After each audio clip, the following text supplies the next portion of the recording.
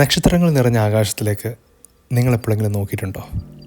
ആ അനന്തമായ ആകാശത്തിൽ നമ്മളെ നോക്കിക്കൊണ്ട് മറ്റൊരു ജീവി ഇരിക്കുന്നുണ്ടോ എന്ന് നിങ്ങൾ ചിന്തിച്ചിട്ടുണ്ടോ?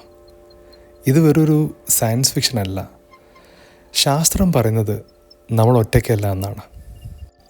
നമ്മുടെ മിൽക്കി വേ ഗാലക്സിയിൽ തന്നെ 100 കോടിയിലധികം ഗ്രഹങ്ങളുണ്ടെന്നാണ് കരുതപ്പെടുന്നത്. അവയിൽ തന്നെ ഹാബിറ്റബിൾ സോണിലുള്ള ഗ്രഹങ്ങൾ ഒരുപാട് കൂടുതലാണ്. അതായത് ദ്രാവക രൂപത്തിൽ വെള്ളമുള്ള ഗ്രഹങ്ങൾ. അവിടെ ജീവന് അനുയോജ്യമായ താപനിലയും അതുപോലെ തന്നെ സാഹചര്യവും ഉണ്ടെന്ന് കരുതപ്പെടുന്നു. പക്ഷെ നമ്മുടെ ഗാലക്സിയിൽ തന്നെ ഇത്രയും ഗ്രഹങ്ങളുണ്ടായിട്ടും എന്തുകൊണ്ട് നമുക്ക് അവയെ കണ്ടുപിടിക്കാൻ പറ്റുന്നില്ല? നമ്മുടെ മിൽക്കി വേയുടെ വീതി ഏകദേശം 1,00,000 പ്രകാശവർഷമാണ്. അതായത് മിൽക്കി വേയുടെ ഒരറ്റത്തു നിന്നും മറ്ററ്റത്തേക്ക് പോകണമെങ്കിൽ ഏകദേശം 1,00,000 പ്രകാശവർഷം പിടിക്കും. അതായത് ആ ഗ്രഹങ്ങൾ തമ്മിലുള്ള ദൂരം തന്നെ ഏകദേശം 1000 പ്രകാശവർഷം അകലെയായിരിക്കും. ഇത്രയും ദൂരം ട്രാവൽ ചെയ്യാൻ ഇന്നത്തെ സ്പേസ് ക്രാഫ്റ്റിന് ഏകദേശം ലക്ഷക്കണക്കിന് വർഷങ്ങൾ വേണ്ടിവരും. ഈ ഗ്രഹങ്ങളെ നമുക്ക് നേരിട്ട് കാണാൻ ബുദ്ധിമുട്ടാണ്. അതുകൊണ്ട് തന്നെ ട്രാൻസിറ്റ് മെത്തേഡ് അല്ലെങ്കിൽ റേഡിയോ വെലോസിറ്റി തുടങ്ങിയ സാങ്കേതിക വിദ്യകൾ ഉപയോഗിച്ചാണ് ഇവയെ കണ്ടുപിടിക്കാൻ ശ്രമിക്കുന്നത്. ഒരു ഗ്രഹം അതിൻ്റെ നക്ഷത്രത്തിൻ്റെ മുന്നിലൂടെ പോകുമ്പം ആ പ്രകാശത്തിൽ വരുന്ന മാറ്റങ്ങൾ നോക്കിയാണ് ഈ ഗ്രഹങ്ങളെ കണ്ടെത്തുന്നത്. പക്ഷെ അതുകൊണ്ട് അവിടെ ഒരു ഗ്രഹം ഉണ്ടെന്ന് സ്ഥിരീകരിക്കാൻ മാത്രമേ നമുക്ക് കഴിയത്തുള്ളൂ. അതിൻ്റെ ഉപരിതലം അല്ലെങ്കിൽ അവിടെ ജീവനുണ്ടോ എന്നൊന്നും നമുക്ക് കണ്ടുപിടിക്കാൻ പറ്റത്തില്ല. ഇനി അവിടെ ജീവൻ ഉണ്ടെങ്കിലും ചിലപ്പോൾ നമ്മുടെ ഭൂമിയിലെ പോലത്തെ ജീവൻ അവിടെ ഉണ്ടാകാൻ സാധ്യതയുണ്ടോ എന്നറിയില്ല. ചിലപ്പം നമ്മൾ സിനിമയിൽ കാണുന്ന പോലത്തെ ഏലിയൻസ് ആയിരിക്കാം, അല്ലെങ്കിൽ സൂക്ഷ്മജീവികളായിരിക്കാം, അല്ലെങ്കിൽ ഭൂഗർഭത്തിനുള്ളിൽ കഴിയുന്ന ചില ജീവികളോ അങ്ങനെ വല്ലതും ആവാൻ സാധ്യതയുണ്ട്. നമുക്ക് ഇപ്പോൾ അവൈലബിൾ ആയിട്ടുള്ള ഉപകരണങ്ങൾ വെച്ച് അവിടെ ജീവൻ സ്ഥിരീകരിക്കാൻ കഴിയത്തില്ല. പക്ഷേ നാസയുടെ ഇപ്പോഴത്തെ പുതിയ ടെലസ്കോപ്പുകൾ വെച്ച് അവിടുത്തെ അന്തരീക്ഷത്തിലുള്ള ഓക്സിജൻ അല്ലെങ്കിൽ മീഥേൻ എന്നീ പദാർത്ഥങ്ങളൊക്കെ കണ്ടെത്താൻ പറ്റും. ഇതിലൂടെ നമുക്ക് ജീവന് സാധ്യതയുള്ള കൂടുതൽ ഗ്രഹങ്ങളെപ്പറ്റി അറിയാൻ കഴിയും.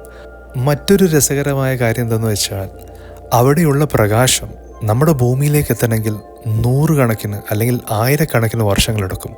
അപ്പം നമ്മളിപ്പോൾ അവിടെ കാണുന്ന ആ ഗ്രഹത്തിൻ്റെ പ്രകാശം അത് ഇപ്പോൾ ഉള്ളതായിരിക്കില്ല. അത് ഒന്നില്ലെങ്കിൽ 100 കണക്കിനോ അല്ലെങ്കിൽ 1000 കണക്കിനോ വർഷങ്ങൾ മുന്നേ ഉള്ളതായിരിക്കും. നാസയുടെ കെപ്ലർ ടെലസ്കോപ്പ് ഇതുവരെ ഏകദേശം 4000-ലധികം എക്സോ പ്ലാനറ്റ്സ് കണ്ടെത്തിയിട്ടുണ്ട്. അതിൽ പലതും നമ്മുടെ ഭൂമി പോലെ തന്നെ ജീവൻ നിലനിൽക്കാൻ സാധ്യതയുള്ള ഗ്രഹങ്ങളാണ്. അതായത് ഹാബിറ്റബിൾ സോണിൽ നിൽക്കുന്ന ഗ്രഹങ്ങൾ. പക്ഷെ അവിടെയുള്ള ജീവജാലങ്ങൾ എങ്ങനെയാണെന്ന് ഇതുവരെയും നമുക്ക് കണ്ടെത്താൻ പറ്റിയിട്ടില്ല. 2020 അമേരിക്കയുടെ പ്രതിരോധ വകുപ്പ് ഏകദേശം 3 UFO വീഡിയോകൾ പുറത്തിറക്കിയിട്ടുണ്ട്. ഈ പ്രതിരോധ വകുപ്പിൻ്റെ പൈലറ്റ്സ് പറയുന്നത് എന്താണെന്ന് വെച്ച് കഴിഞ്ഞാൽ ഇതൊന്നും മനുഷ്യനിർമ്മിതമാവാൻ സാധ്യതയില്ല എന്നാണ്. അതിൻ്റെ വേഗതയും ദിശമാറ്റവും എല്ലാം നമ്മുടെ ഫിസിക്സിന് പോലും മനസ്സിലാക്കാൻ പറ്റാത്തതാണ്. അതുകൊണ്ട് തന്നെയാണ് ഇതൊരു മനുഷ്യനിർമ്മിതമല്ല എന്ന് അവർ തീരുമാനിച്ചത്. ചിലരതിനെ ഇപ്പോഴും ഒരു ഏലിയൻ ഒബ്ജക്റ്റായിട്ട് തന്നെയാണ് കണക്കാക്കപ്പെടുന്നത്. മറ്റു ചിലർ അതിനെ വിശ്വസിക്കുന്നില്ല. SETI അഥവാ search for extra terrestrial intelligence ഇപ്പോഴും ബഹിരാകാശത്തേക്ക് സിഗ്നൽ അയച്ചുകൊണ്ടിരിക്കുന്നു, റേഡിയോ തരംഗങ്ങൾ അയച്ചുകൊണ്ടിരിക്കുന്നു. പക്ഷെ നമുക്ക് മറുപടിയൊന്നും ഇതുവരെ കിട്ടിയിട്ടില്ല. അതിനർത്ഥം ഭൂമിക്കപ്പുറം ജീവനില്ല എന്നുള്ളതല്ല. ചിലപ്പോൾ നമ്മളെക്കാളും അഡ്വാൻസ്ഡായ ഏലിയൻ സമൂഹം ഉണ്ടാകാം. പക്ഷേ അവരെവിടെയാണെന്ന് ആർക്കറിയാം? പുരാതന ഈജിപ്ഷ്യൻ പിരമിഡുകളിൽ അതുപോലെ തന്നെ മായൻ ക്ഷേത്രങ്ങളിൽ ഏലിയൻസിൻ്റെ സാന്നിധ്യം കണക്കാക്കപ്പെടുന്നുണ്ട്. ചില ഗവേഷകർ പറയുന്നത് ഏലിയൻസ് വർഷങ്ങളായിട്ട് നമ്മളെ നിരീക്ഷിച്ചു കൊണ്ടിരിക്കുന്നുള്ളതാണ്. എന്തായാലും നിങ്ങളുടെ അഭിപ്രായത്തിൽ ശരിക്കും ഏലിയൻസ് ഉണ്ടോ? ഉണ്ടെങ്കിൽ അവർ നമ്മളെ നിരീക്ഷിച്ചു കൊണ്ടിരിക്കുന്നുണ്ടോ?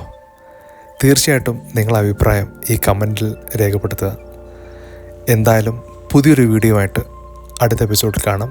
അതുവരെക്കും ഗുഡ് ബൈ.